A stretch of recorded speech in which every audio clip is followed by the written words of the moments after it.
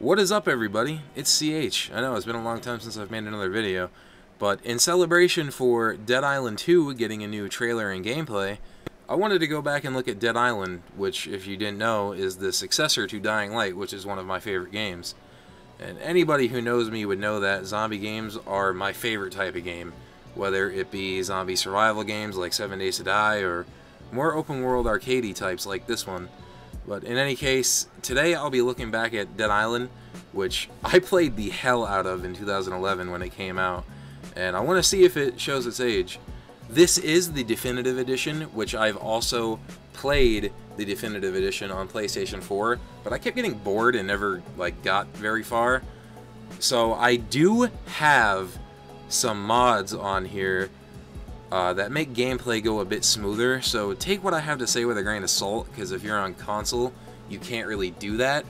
The mod I have pretty much just makes it where the movement is less floaty and more modern. And I know what you might be thinking, oh CH, how are you going to see if the game shows its age when you have a mod like that? Well, fear not, faithful viewer. I'm not a review channel, and more importantly, I do what I want. Mainly this video is just going to be going over how the game feels and the crafting, the quest, how the AI works in 2022. And I will say, I've had a lot more fun with it, and I've gotten farther than I have in years. With this mod, it really does make the game feel a lot better. So let's get right into it. So I want you to ignore in the beginning when you seen me get Austin powered between that truck and the fucking plant or whatever the hell it was when I was stuck in the big truck. I want you to ignore that and forget it ever happened, because when I was a kid I was the best driver on Dead Island, and as you can see in this clip, I'm storming through here, you know. I'm not hitting anything, I'm just going through. The driving holds up. It's as good as I remember it. I definitely never get stuck, ever. That never happens. You didn't see it. I have no idea why I'm even saying anything about it. The driving is amazing. I would change nothing about it. It holds up. That is a 100%. This would be the part where I edited in a bunch of the clips of me crashing on absolutely everything, but I didn't save any of those clips, and I'm too lazy to go and record it again. So just, yeah, it never happened. I'm an amazing driver. I never crash. So we're going to talk about the AI first, because there's a couple of escorting missions, and as you can see in this clip, we're trying to go up the hill, and for some reason this guy just turns around and walks back down and then does a little circle and then walks back up to the original objective that we were trying to get to. So, I mean, you know, the AI isn't the greatest, but I mean, then again, nowadays it's not really that great either in most AAA titles. I don't know what the hell is up with that, but the AI with the escorting missions, it's not terrible. You get where you need to go eventually, at least until you do this mission and you gotta escort this Jacob asshole or whatever the hell his name, Joseph, to the sewers, and he'll just run past everything while you get the absolute shit kicked out of you. And that was kind of annoying, honestly. He just kept running, aggroing more of them, and I had to keep running after him to make sure that he didn't die. And he was just having, you know, a leisurely stroll through the park, like Sunday afternoon, just hanging out. And I was just getting pulverized by hordes of zombies that he didn't think was, you know, a big enough threat to stop and take care of. He just kept walking. So, yeah, the AI is pretty good, and it's a great time.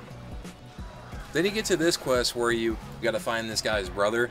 Then, you know, he does the same thing that Joseph does. He just, you know, runs right by all the infected while you get your ass beat. But the big thing about this guy, Cho, is not only does he run ahead, but he continuously says, let's move, stay together, let's stay together, the whole time that he's doing it. So while you are getting the absolute crap beat out of you, you get to hear him just repeatedly go, we gotta stay together, let's stay together, we gotta stay together, as he keeps running away. What the hell, man? Brother, I was so worried. Thank you for saving him. So now we could talk about the combat, which obviously is the main selling point of the game, and it does hold up. It's pretty fun, you know. You just go around and you slice them. The dodging is kind of terrible. There's not really any way to sugarcoat it. There is a dodge, like you're supposed to just jump to the side or to the back or whatever, but it's not really that great because it takes a bunch of stamina, and then by the time you get back to the zombie, they're ready to attack again. So mainly I just step forward, and then when they're about to hit me I step backward, and that's mainly how I deal with it. So now we're going to talk about the quest system in Dead Island. There are a lot of decent quests. There's a lot of them, but some of them are really tedious. Like, you just go and you do the same thing over and over again. Like, you know, you go into a building, you find some medicine, you do whatever. But I think the most tedious one that I have encountered so far, I haven't made it to the jungle or the prison yet as I'm making this video. The most tedious one by far is having to go around and activate these little speakers in all these little places. Like, the main story at the point that I'm in is like, oh, well, these bandits have captured, you know, this girl, Jin, and they are literally threatening to rape her.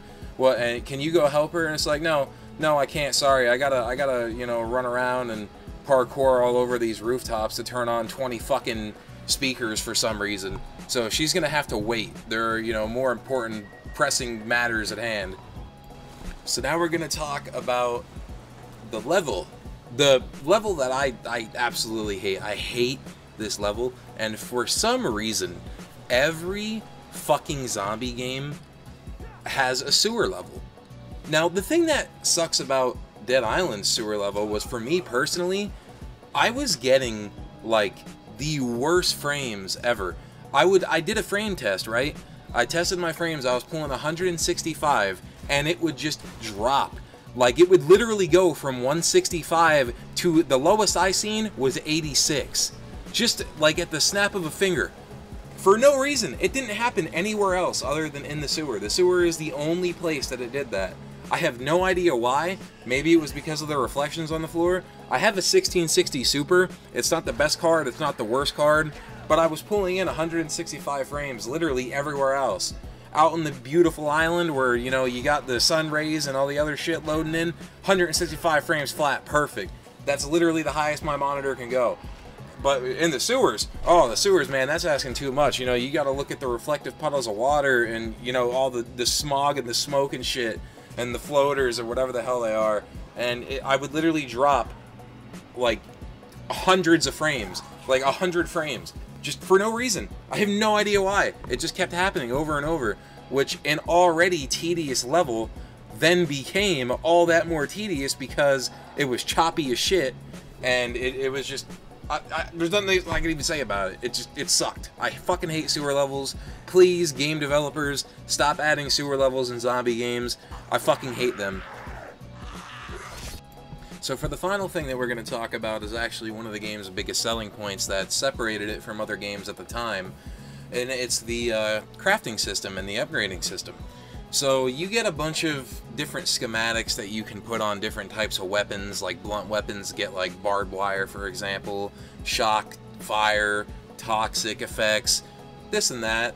Different little things that you can do that actually change the game a lot, and from what I remember, it really separated Dead Island from any other game, at least that I played back then. You get to choose what you want to put on, and you got to find the schematic first, which is something that I really like, which is something that Dying Light 2 is lacking that the first one had. I will say, I am a really big fan of Dying Light 2, and I do not think it deserves all the hate that it gets. Yes, it had kind of a rough launch with glitches and that, especially on last gen, but I personally think it's a lot better than 2 in every way except for the crafting. The crafting in Dying Light 1 was amazing, and for some reason it seems like they scrapped it entirely.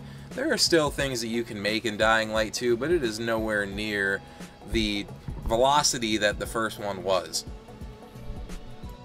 And the cool thing about Dead Island is this is where it all started, so they have that in here. And I personally like it a lot. I think it holds up very well. So now it's time for the finale of the video. And in my honest opinion, the game does hold up. There is some fun to be had here. It was just on sale on Steam for, I think I got the entire collection, which is the 3 games, including the retro one, which is actually pretty cool, for around $8. So if it's still on sale, and then you should pick it up, because there is fun to be had here, especially if you are a fan of Dying Light, or just games like this in general, because it's a pretty, you know, decent open world. There's a lot to do in it. There's a little bit of replay value. You get to go through and pick through the different characters. I always play as Logan because I like the throwing skill. But my final conclusion is, yeah, for like an 11-year-old game, it still plays really well. I do have that mod installed that makes it feel a little bit more modern, so as I said in the beginning of the video, take what I say with a grain of salt. I haven't played the game vanilla on PC, but I have played it vanilla on PS4, and I never got even half as far as I have on there than I have on PC, because that mod really does make all the difference. It really makes the combat feel less floaty, which is a problem that Dead Island had. It does a bunch of things. I also have a bigger backpack mod, which makes it easier to make money, which was kind of tedious in the original one, the vanilla version. So, like I said, my final verdict, if you don't have it, if you've never played it especially, buy it. If you have played it and you're on PC, I'd pick it up on sale, get the mods that I have, I'll link them in the description, and there's some fun to be had here. Also, let me know your thoughts. Do you like Dead Island? Are you excited for Dead Island 2? I will say, if it's half as good as Dead Island 1, then I'm pretty excited for it, but I am worried at the same time because it's been in development hell for so long, so I guess we'll see. I'm going to be optimistic, not totally optimistic where I'm disappointed, but I am excited after seeing the new trailer. I think it looks really good. But let me know what you think. Anyway, thanks for watching. I'm CH. Have a great day. Peace.